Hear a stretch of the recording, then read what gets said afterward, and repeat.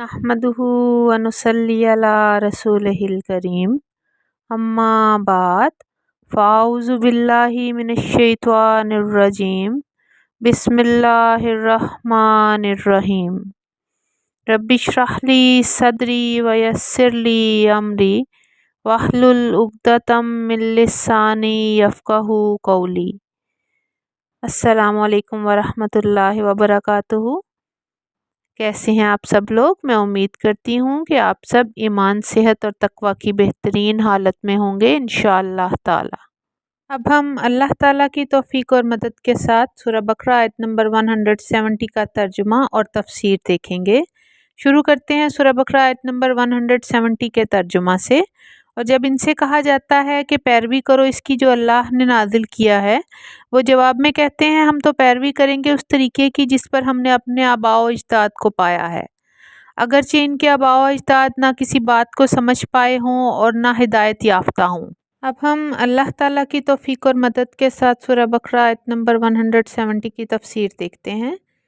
इस आयत में अल्लाह ताला ने आबाओ अजदाद की अंधी तकलीद करने वालों का तज़किरा फरमाया है कि जब इनसे कहा जाता है कि इसकी पैरवी करो जो अल्लाह ताला ने उतारा है, यानी कुरान या तौरात, क्योंकि तौरात भी मोहम्मद सल्लल्लाहु अलैहि वसल्लम के इत्तबा ही का हुक्म करती है, तो वो कहते हैं कि हम तो उसकी पैरवी करेंगे जिस पर हमने अपने बाप दादा को पाया है।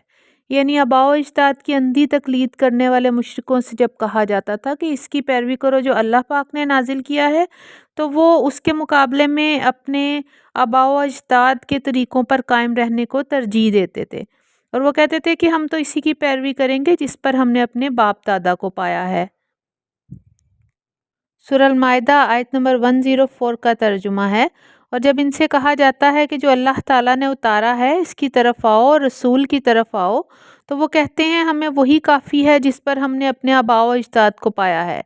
और क्या अगरचे इनके आबाओ अजदाद कुछ भी ना जानते हों और ना ही वो हिदायत पाते हों।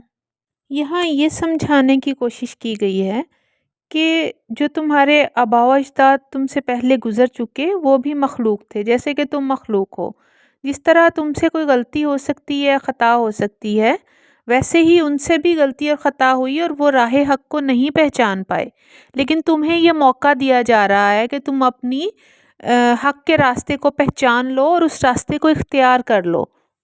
लेकिन इन लोगों ने अंबिया पर ईमान लाने से बेरग़बती इख्तियार की, अपने आबाओ अजदाद पर इक्तफ़ा किया, हालांकि वो जाहिल और गुमराह थे।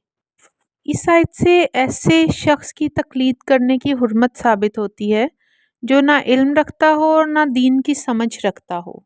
अल्लाह ताला ने आबाओ अजदाद की अंधी तकलीद करने वालों की तरदीद करते हुए इस आयत के आखिर में फरमाया, अगरचे इनके आबाओ अजदाद ना किसी बात को समझ पाए हों और ना हिदायत याफ्ता हों। इस आयत में समझाया जा रहा है, बार बार उंगली पकड़कर सीधा रास्ता दिखाया जा रहा है। इतनी वाज़ेह रहनुमाई के बाद भी कुछ बदकिस्मत अपने बाप दादा के बताए हुए रास्तों पर चलते हुए गुमराही के अंधेरे जंगलों में भटक गए।